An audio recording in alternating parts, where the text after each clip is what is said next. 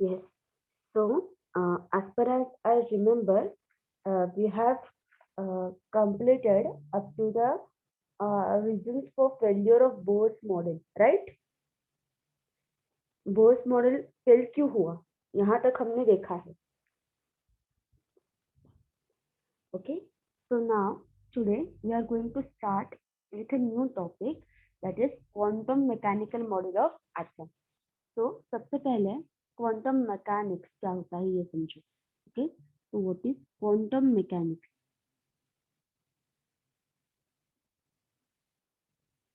What do you mean by this word quantum mechanics? Okay, so as far as this quantum word is there, okay, इसका meaning क्या होता है कि understanding the natural principles, okay, understanding the natural principles और the natural characteristics of substance at its atomic level, okay, at its atomic and subatomic level, okay, इसको कहते हैं हम क्वांटम मैकेनिक्स.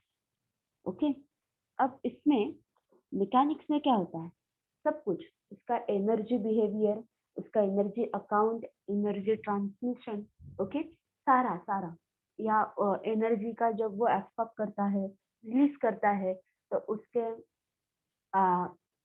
अंदर, उसके बॉडी में, उस एटम के बॉडी में क्या चेंजेस होते हैं, ये सारा होता है क्वांटम मैकेनिक्स. ओके, अब हमने देखा था कि एटम के बहुत सारे मॉडल्स आ गए थे. ओके, बहुत सारे अलग अलग लोगों ने अपने अपने तरीके से एटम क्या होता है, उसके कॉन्स्टिट्यूएंट्स क्या होते हैं, ये हमें समझाने की कोशिश की. पर हर एक का कुछ ना कुछ एक फेल्योर था और एक लिमिटेशन था कि उसके आगे वो मॉडल नहीं जा सका.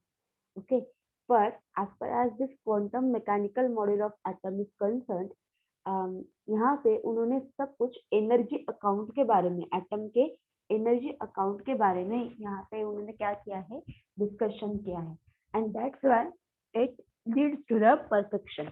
Okay, it leads to the perfection. तो इस मॉडल में एग्जैक्टली समझ में आता है कि एटम में जो कुछ भी एनर्जी, उसका एनर्जी ट्रेडिंग कहेंगे हम उसे, कि वो कैसे होता है, ये एक्चुअली हमें क्वांटम मैकेनिकल मॉडल में समझ में आता है. ओके, अब ये जो मॉडल है, ये किसने पुट फोर्थ किया, ये जो मॉडल है ये किसने हमारे सामने लाया. तो two persons were there, one was Werner Heisenberg and other was Erwin Schrodinger. Okay, तो वन वाज हेजनबर्ग, हमने देखा था, जिसका अनसर्टेनिटी प्रिंसिपल हमने देखा है. तो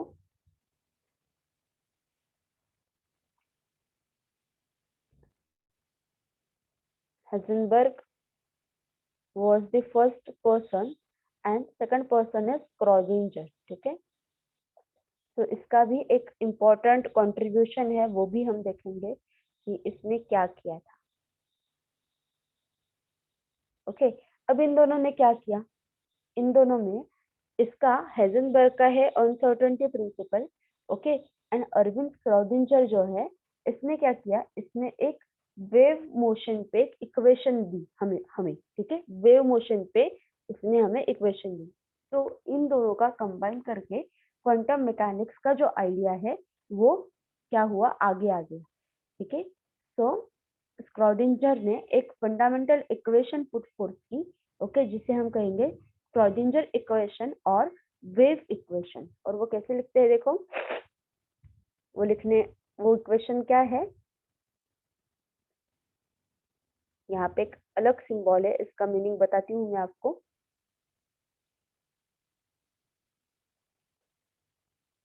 ओके, ये वो इक्वेशन है.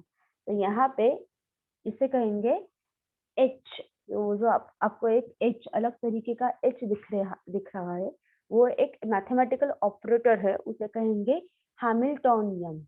ओके, इसे कहते हैं हैमिल्टोनियन. ये जो सिंबल है इसे कहते हैं साई.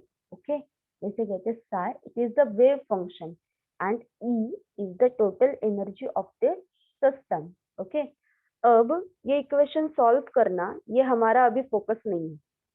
ओके, क्योंकि ये अलग तरीके का उसको एक नॉलेज लगता है, डेप्थ है उसको एक तरह की, तो ये इक्वेशन अब हम सॉल्व नहीं करेंगे, पर हमें यहाँ से एक बात तो समझ में आती है। क्या समझ में आता है कि ये जो स्क्रॉडिंजर इक्वेशन है, इसने हमें क्या किया है, इसने हमें एनर्जी का, टोटल एनर्जी का एक बेसिक वैल्यू दिया है, okay, with respect to wave function. So when this equation is getting solved for hydrogen atom, हमें क्या मिलता है, हमें पॉसिबल वैल्यूज ऑफ एनर्जी मिलती है along with the corresponding wave function, okay. तो अब हमें इसी इक्वेशन से 3 क्वांटम नंबर्स मिले। what we got 3 quantum numbers, okay, 3 quantum numbers, principal quantum numbers, okay। तो यहाँ पे हम इन 3 क्वांटम नंबर्स को 3 अलग अलग नाम देंगे। तो उनमें से एक है principal quantum number n, okay, इनमें से 1 है principal quantum number n, okay.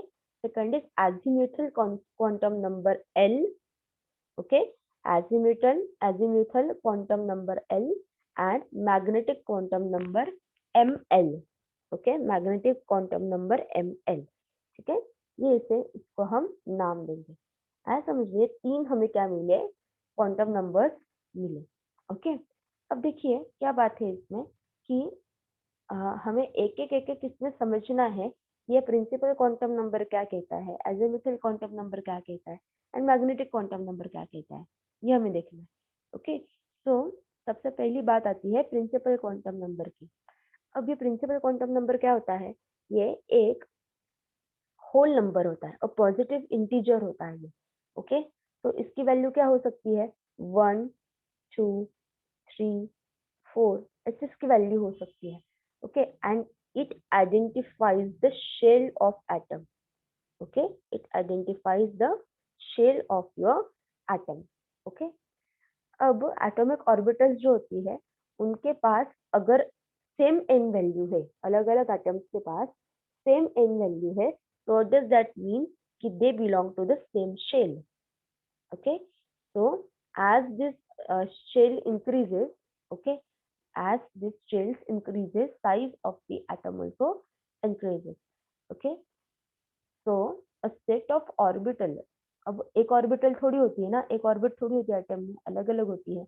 तो उनका एक जो सेट होता है, उनको सिंबल्स दिए हैं, कैसे, देखो के एल एम एन, ऐसे उनको क्या दिए हैं, सिंबल्स दिए हैं, ओके। तो इसमें एक पर्टिकुलर नंबर ऑफ ऑर्बिटल्स क्या है, वो ऐसा सेट किया गया है, जैसे के पास एक ही होनी चाहिए, ओके, एल के पास अप टू 4 हो सकती है, एम के पास 9 होनी चाहिए, एन के पास 16 होना चाहिए, ऐसा एक ये डिजाइन किया गया है, okay. And along this, and what is this principle quantum number here, 1 2 1 2 3 and 4, these are the principal quantum numbers, okay। So characteristic is with increase of n, distance from the nucleus and size of the shell increases, okay। So this is nucleus। अब जैसे जैसे shell बढ़ते हैं, okay, जैसे जैसे shell बढ़ते जाते हैं, तो साइज जो होती है, एटम की साइज तो बढ़ेगी, ओके, एटम की साइज वो जो है वो बढ़ेगी, एनर्जी जो है वो भी बढ़ेगी, ओके, एनर्जी जो है वो भी बढ़ेगी, ये आपने 10th में सीखा होगा थोड़ा सा, ओके, एनर्जी भी बढ़ेगी। और डिस्टेंस जो है, डिस्टेंस फ्रॉम द न्यूक्लियस, वो भी बढ़ेगा, आया समझ लीजिए, डिस्टेंस फ्रॉम द न्यूक्लियस जो है वो भी बढ़ेगा, ओके। अब इसमें हाइड्रोजन में क्या हो सकता है, ओके, हाइड्रोजन में किस तरह का बिहेवियर हो सकता है, ये हमने यहाँ पे देखा है, ओके। तो और as far as the hydrogen is concerned, this is only dependent upon the n, क्योंकि एक ही इलेक्ट्रॉन है उसमें, पर जिस एटम में बहुत ज्यादा मोर देन 1 इलेक्ट्रॉन है, तो उसमें एनर्जी जो है उस एटम की वो 2 क्वांटम नंबर्स पे डिपेंड होंगी, एन भी और एल भी। अब ये एल क्या है ये हमें देखना है, ओके। एन क्या है, एन हमने देखा, this is principal quantum number, Now what is L? So L is azimuthal quantum number. Okay, azimuthal quantum number. इसे ही हम एक दूसरा नाम देते हैं सब्सिडियरी क्वांटम नंबर. ओके, इसका अलग नाम है सब्सिडियरी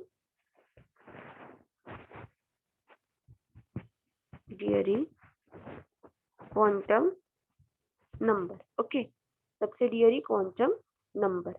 अब इसमें क्या बात है, देखिए कि atomic orbitals with the same value of n but different values of L constitute a subshell. Okay, यहाँ पे शेल तो है हमारे पास. ओके, शेल से सबशेल कैसे बनते हैं ये हमें इसमें देखना है. ओके, तो इसमें जो बात चल रही है इस पे ध्यान दीजिए थोड़ा सा. तो देखिए कि number of subshells in a shell is equal to n. Okay, कि एक एटम में कितने शेल्स होने चाहिए ये किस पर डिपेंड करता है. This is totally dependent upon the value of n. Okay, so does the third shell contains the 3 subshells. Okay, तो फर्स्ट जो होती है उसके पास एक ही सबशेल होगी, सेकंड जो ऑर्बिट है उसके पास 2 ही होगी, थर्ड के पास 3 ही होती है. Okay, and goes on. So and first shell the second shell contains 2 subshells and the first shell contains only 1 subshell. अब ये जो L है वैल्यू ऑफ L जो है वो कैसे वेरी करती है. Value of L it is varied from और ranges from 0 to n-1. Okay, यहाँ तक ये क्या करती है, वेरी होती है.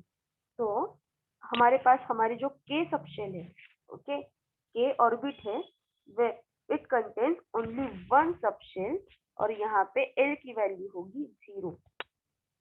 Okay, only 1 subshell having L is equal to 0 and the subshells or the sublevels have L to be 0, 1, 2, 3 respectively और इनको ही हम symbols देते हैं S, P, D, F respectively. So 1, 2, 3, 4. Okay, ऐसे हम इनको क्या देते हैं, सिंबल्स देते हैं. अब ये थोड़ा सा आपको समझ में आया होगा.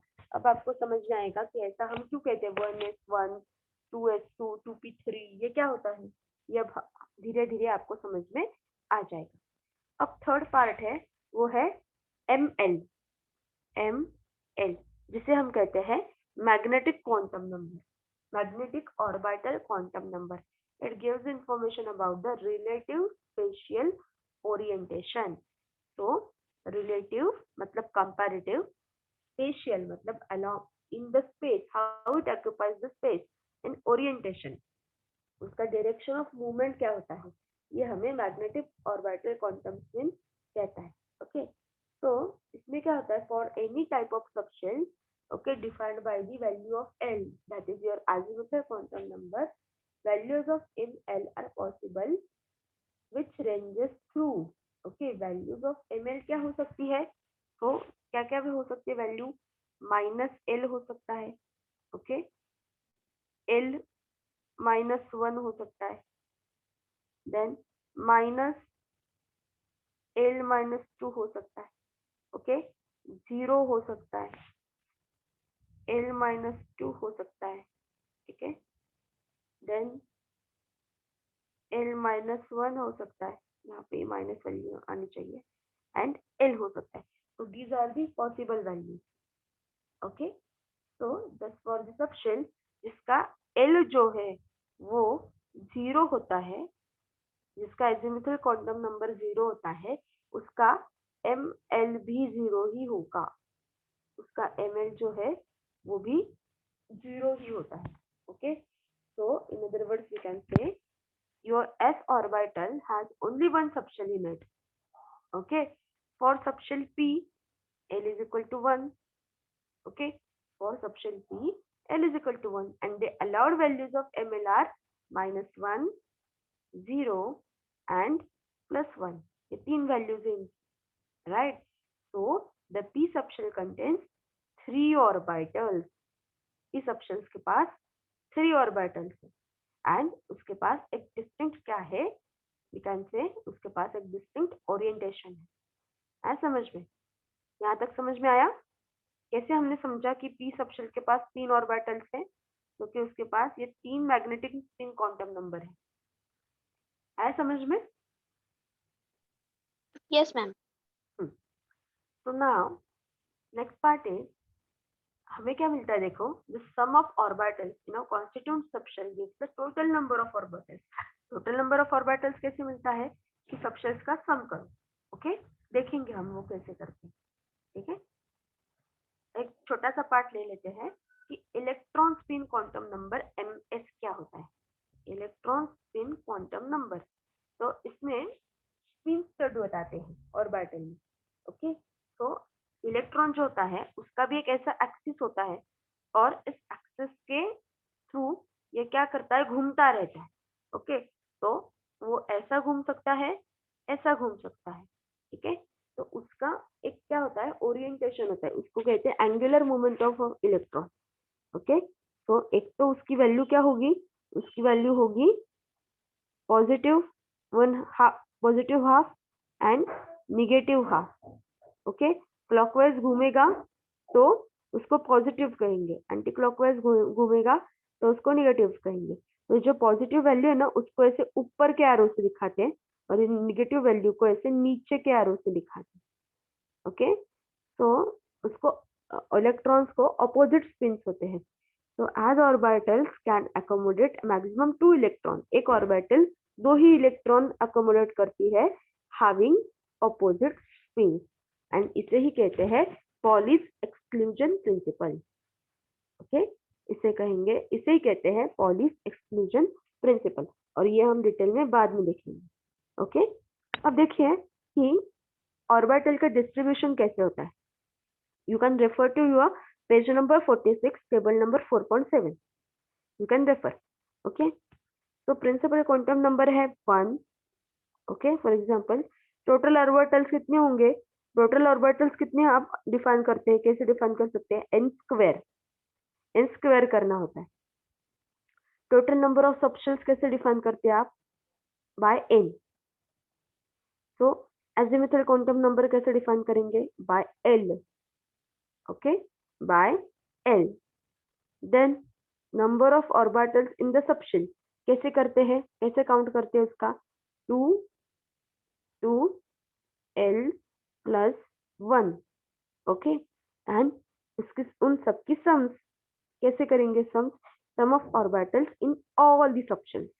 ओके, अब देखिए फॉर एग्जांपल हमारे पास k सबशेल है।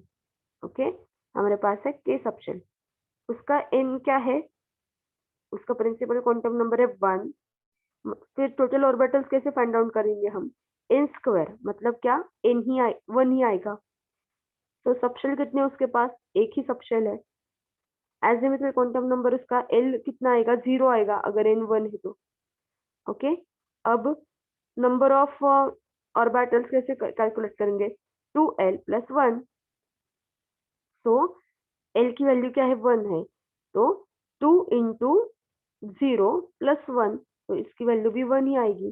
And sum of all the subshells कितने आते हैं, how many subshells are there, तो ओनली 1, तो फाइनल कितना आएगा, वैल्यू 1 आएगा।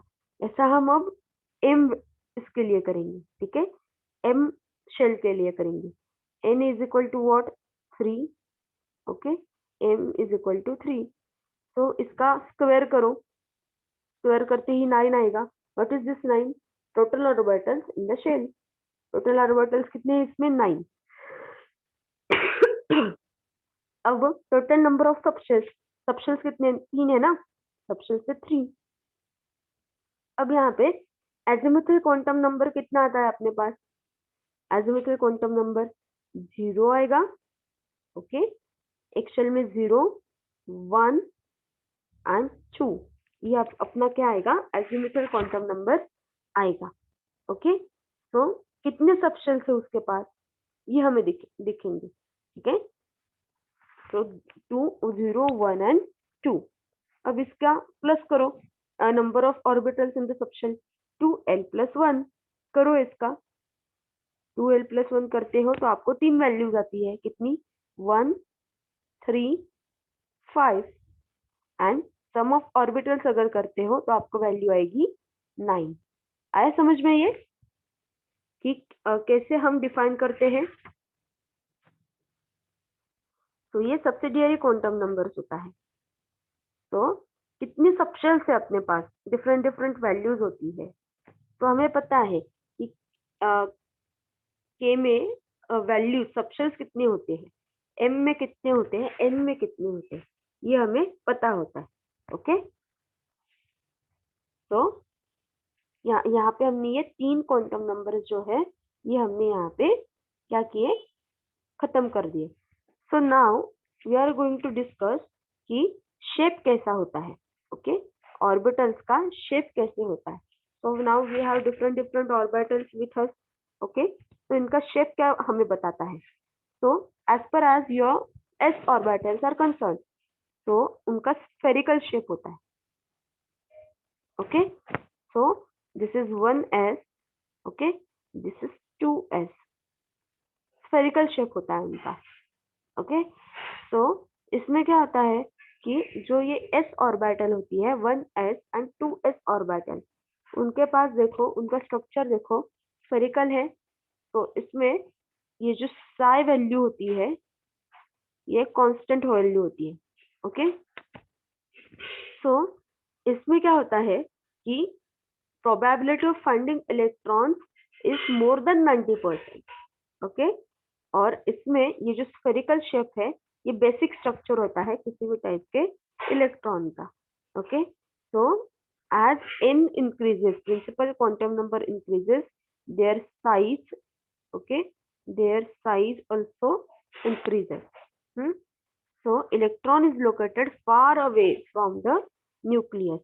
Okay, so now see, this was the s orbital shape. Now 2p orbital shape कैसे होता है, देखो 2p orbital shape along axis होता है। ओके, along axis हमें वो ड्रॉ करना पड़ता है। अब देखो हम इसके 3 एक्सिस ड्रॉ करेंगे। हाँ, इसमें देखो इनका स्ट्रक्चर कैसे होता है कि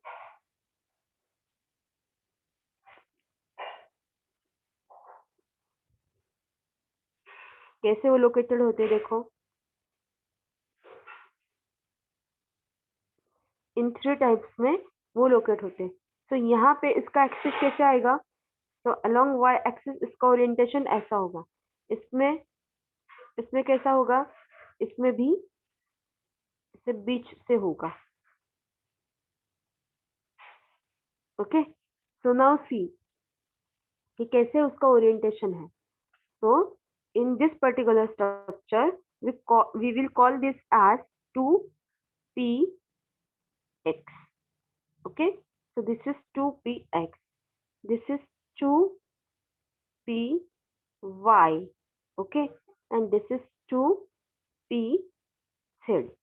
ऐसा हम इसे कहेंगे। ओके, so 3 2p orbitals हमें मिलते हैं। Okay, because n is 2 here and l is equal to 1। Okay, तो हमें 3 अलग अलग यहाँ पे ऑर्बिटल्स मिलते हैं, 2px, 2py, 2pz।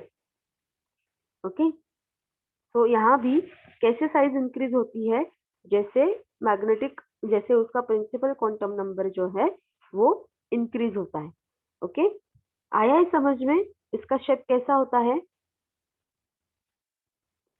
यस, ये समझ में आ गया सबको? Yes ma'am. हाँ, so now this was about p orbital. अब d ऑर्बिटल जो है ना उसके 5 अलग अलग ओरिएंटेशंस होते हैं, 5 ऑर्बिटल्स होते हैं उसके। ओके, कैसे, आप फिगर 4.9 रेफर करो 3d ऑर्बिटल्स के लिए, d ऑर्बिटल्स के लिए।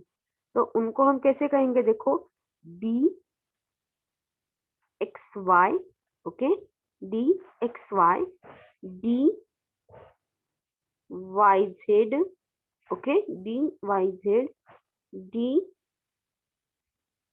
X z, d x z. Okay, अब यहाँ से देखो d x two y two, okay, d 2, y2 and d z2। Okay, square भी बोल सकते हो आप इसे। तो इस तरह के इसके 5 ओरिएंटेशन होते हैं। इसके अलग अलग क्या होते हैं, 5 ओरिएंटेशंस होते हैं। ओके, अब इसमें ये जो dz2 है, तो यहाँ पर क्वेश्चन आ सकता है कि x कहाँ गया, y कहाँ गया। वो जो होता है कि तो इसमें जो अलोंग योर z एक्सिस आपका ऑर्बिटल अच्छे से लोकेटेड होता है। ओके, तो इसमें जो कुछ भी x होगा या y होगा, उसका साइज बहुत ही कम होता है compare to negligible. Okay, so यहाँ पे हमें 5 ओरिएंटेशंस मिलते हैं, 5 3D orbitals are shown. Okay, so the shapes of 4D, 5D, 6D, so all these are similar to this 3D orbital. Okay, but their respective size and energy जो होती है वो कैसे होती है, वो अलग अलग होती है। ओके, अब यहाँ पे as per as energy is concerned, okay, energy जो होती है वो इम्पोर्टेंट है यहाँ पे। तो energy of electron in the hydrogen atom, अब हम पहले हाइड्रोजन एटम का स्टडी करते हैं और फिर बाद में करते हैं। तो हाइड्रोजन एटम की जो एनर्जी होती है वो अकेले क्वांटम नंबर से हम डिफाइन कर सकते हैं, बिकॉज एक ही उसमें ऑर्बिटल होती है। तो इंटरएक्शन के लिए सिर्फ इलेक्ट्रॉन है और न्यूक्लियस है हाइड्रोजन एटम में। कैसा स्ट्रक्चर होता है, हाइड्रोजन ये न्यूक्लियस है और यहाँ पे एक इलेक्ट्रॉन है, बस इतना सिंपल स्ट्रक्चर है इसका। So this nucleus and this electron, तो इनका इंटरएक्शन स्टडी किया, इन दोनों का इंटरएक्शन जो है इसका स्टडी किया, तो हमें एनर्जी का अकाउंट मिलता है। पर मल्टी इलेक्ट्रॉनिक एटम्स में ये पॉसिबल नहीं होता, उसमें हमें बहुत ज्यादा उसका स्टडी करना पड़ता है। ओके, तो उसके लिए एक फेमस ऑर्डर है आपके पास, हाइड्रोजन की ऑर्बिटल जो है, increasing order of energy of orbitals in the hydrogen atom, वो कैसे देते हैं देखो, 1s, okay, so 2s is greater than 1s, this is equal to 2p, this in this case, okay, 3s is greater than 2p, all this is equal to 3p, okay, all this is equal to 3p, this is equal to this relation, okay, this is equal to 4p, this is equal to 4d, okay, but this is greater than 4s and along with the future or the recurring orbitals, okay। तो ये एक थोड़ा सा, ये मतलब इसमें आपको ज्यादा क्वेश्चन नहीं आएगा, पर थोड़ा सा ध्यान में रखिए। तो इसमें orbitals with the same energy at the corresponding wave functions, और देखो क्या बात है कि इसमें ऑर्बिटल्स जो है उनके पास अगर एनर्जी सेम है, पर उनके पास फॉर एग्जांपल उनका जो वेव फंक्शन साई है वो अगर डिफरेंट है, ऐसा अगर आपके पास केस आता है, तो उनको कहते हैं डीजेनरेट ऑर्बिटल्स, इनको कहते हैं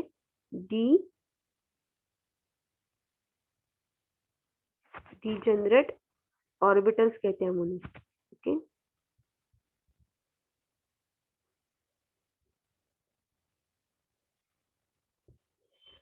अब देखो कि हाइड्रोजन में 2s एंड 2p ये डीजेनरेट ऑर्बिटल्स है, क्योंकि उनकी एनर्जी सेम होती है समझ में। तो एटम में कोई भी अगर ऐसी केस है तो उनको हम डीजेनरेट ऑर्बिटल्स कहेंगे। ओके, अब 2 orbitals have the same value. अब एक n+1 रूल होता है, n+1 rule, n+l rule. Okay, तो ये रूल क्या कहता है वो बोलती हूँ मैं, n+l रूल कहते हैं उसे। तो अगर ये बात है कि energy of an electron in a multi electron atom, उसमें दोनों पे वो डिपेंड होता है, प्रिंसिपल क्वांटम नंबर पे एंड एजिमुथल क्वांटम नंबर पे। तो lower the some, okay, n+l अगर कम है for an orbital, the lower is it's energy, उसकी एनर्जी ओवरऑल लो हो जाती है। ओके, एंड दो ऑर्बिटल्स के पास अगर सेम n+l वैल्यू है, तो orbital with the lower value of n is lower energy, जिसके पास लो n है उसके पास एनर्जी भी लो ही होगी। सो this is n+1 rule. Okay, this is n+1 rule. Okay, अब क्या होता है कि हमने देखा कि एटम के पास दो एनर्जी स्टेट्स है, एक है ग्राउंड स्टेट, एक है एक्साइटेड स्टेट। ओके, तो इसमें जो ग्राउंड स्टेट है तो वो स्टेबल होता है। ओके, ये स्टेबल कंफर्मेशन होता है, एकदम स्टेबल। और ये जो होता है ये स्टेबल नहीं होता है, बिल्कुल स्टेबल नहीं होता है। ओके, तो ये जो ग्राउंड स्टेट जो एटम का डिस्ट्रीब्यूशन है, कैसे वो डिस्ट्रीब्यूट हो जाते हैं, तो ये ऑर्बिटल वाइज डिस्ट्रीब्यूशन एक साइंटिस्ट ने दिया था। ओके, जिसका नाम है अफबाउ।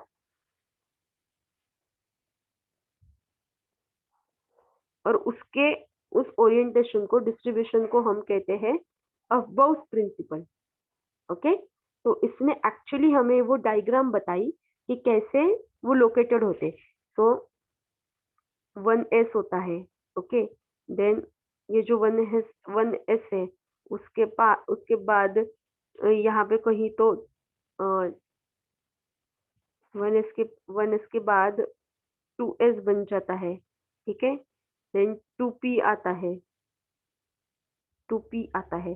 ओके, तो ये जो है ना, तो ये सीधा कहने की बात है तो 1s, then 2s, 2p, 3s।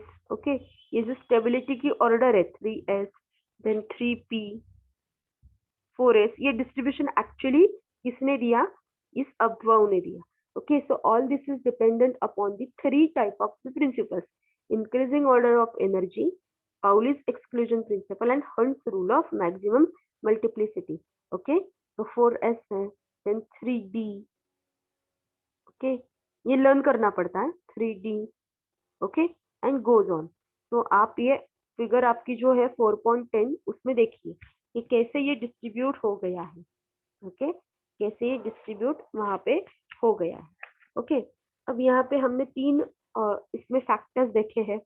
Okay, यहाँ पे हमने तीन फैक्टर्स देखे हैं: the increasing order of energy of orbitals, Pauli's exclusion principle, and Hund's rule of maximum multiplicity. So इसमें थोड़ा सा हम समझेंगे कि ये कैसे डिपेंडेंट होता है किस पे? ओरिएंटेशन पे। देखिए, इंक्रीजिंग ऑर्डर से होता है कि n+ इंक्रीजिंग ऑर्डर, एनर्जी का ऑर्डर आया इंक्रीजिंग ऑर्डर, तो ये n+l रूल क्या है वो ध्यान में रखिए। Okay, so electrons in the ground state atoms are filled in the orbitals as the increasing amount of energy। जैसे एनर्जी इंक्रीज होगी ये इलेक्ट्रॉन्स हम क्या करेंगे? फुलफिल करेंगे। दूसरा है पॉलिस एक्सक्लूजन प्रिंसिपल।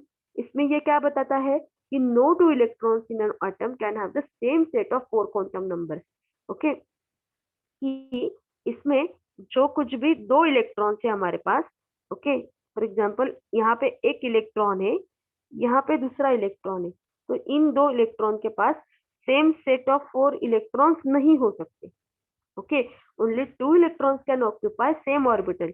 अगर ये एक ऑर्बिटल है तो उसमें सिर्फ दो ही इलेक्ट्रॉन्स ऑक्यूपाई हो सकते हैं। Okay, and they have this kind of opposite spins only. अगर सेम स्पिन है तो वो एकोमोडेट नहीं होते। ये कौन कहता है? ये पॉलिस प्रिंसिपल कहते हैं। और इन इलेक्ट्रॉन्स को हम इलेक्ट्रॉन पेयर कहते हैं। क्या कहते हैं? पेयर कहते हैं। तो उनके पास मैग्नेटिक स्पिन क्वांटम नंबर क्या होगा? एक के पास पॉजिटिव होगा, एक के पास निगेटिव होगा। ओके, और वो अपोजिटली ओरिएंटेड होंगी। ओके, तो इसलिए इस तरह से उनको हम क्या करेंगे? एकोमोडेट करेंगे। ओके, अब ये जो प्रिंसिपल है ये हम हेलियम एटम से बता सकते हैं। किससे बता सकते हैं? हेलियम एटम से। अब ये जो हेलियम है उसका एटॉमिक नंबर है 2। ओके, तो इलेक्ट्रॉनिक कॉन्फ़िगरेशन क्या है उसका? 1s2 simply. तो उसका जो कुछ भी ओरिएंटेशन है वो ऐसा होगा simply. Okay, so 2 electrons are in 1s orbitals। Okay, 2 electrons are in 1s orbitals। Okay, और फिर इनका वैल्यूज, क्वांटम नंबर्स कैसे होंगे इसके? 1 0 0 एंड +1/2 ये एक होगा, एंड 1 0 0 -1/2 ये दूसरा होगा। ठीक है, तो इस तरह से हेलियम एटम का हम क्या कर सकते हैं, बता सकते हैं। ओके, अब यहाँ पे how many electrons are accommodated, this value is given by the expression 2 and 2. So this much electrons are, if you know the principal quantum number n, then accommodated electrons can be given by this value. ठीक है, तो ये ध्यान में रखिए। अब third जो है hertz rule of maximum multiplicity, इसमें क्या बताते हैं कि इलेक्ट्रॉन का जो पेयरिंग होता है belonging to the same subshell वो नहीं होता unless and until each orbital belonging to that subshell has got one electron each. उसमें क्या होना चाहिए, उसमें एक अगर 3s है फॉर एग्जांपल, ठीक है, अगर आपके पास ये एक ऐसी ऑर्बिटल है p सबशेल है फॉर एग्जांपल, तो उसमें हर एक ऑर्बिटल में एटलीस्ट एक इलेक्ट्रॉन तो होना ही चाहिए। So just see this. सो आपको क्वेश्चन आ सकता है कि इन दोनों में से कौन सा करेक्ट है। सो कौन सा करेक्ट है इन दोनों में से, this one is correct, this one is correct. ऐसा एम्प्टी नहीं रख सकते आप, एटलीस्ट एक इलेक्ट्रॉन की एक इलेक्ट्रॉन होना ही चाहिए। Okay, so half filled and fully filled set of degenerate orbitals has extra stability. अगर वो फुल होता है, यहाँ पे स्टेबिलिटी कम है, स्टेबिलिटी इसकी कम है, इसकी ज्यादा है stability, although electron number is same, दोनों के पास सेम ही है इलेक्ट्रॉन, पर ऑर्बिटल फुल भरनी चाहिए, ऐसा नहीं होना चाहिए कि वो हाफ फिल्ड है। ओके, तो ये कौन बताता है हमें, ये बताता है hertz rule of maximum multiplicity.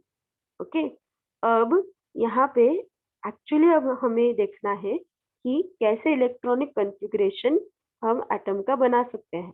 Okay, electronic configuration हम कैसे बनाते हैं। ओके, तो उसके लिए ऑर्बिटल डायग्राम मेथड होनी चाहिए। सो ऑर्बिटल डायग्राम मेथड क्या होती है, तो ऐसे हम स्क्वायर्स बनाते हैं उसमें। ओके, अलग अलग यहाँ पे स्क्वायर्स होते हैं और इसमें इलेक्ट्रॉन हम भरते हैं।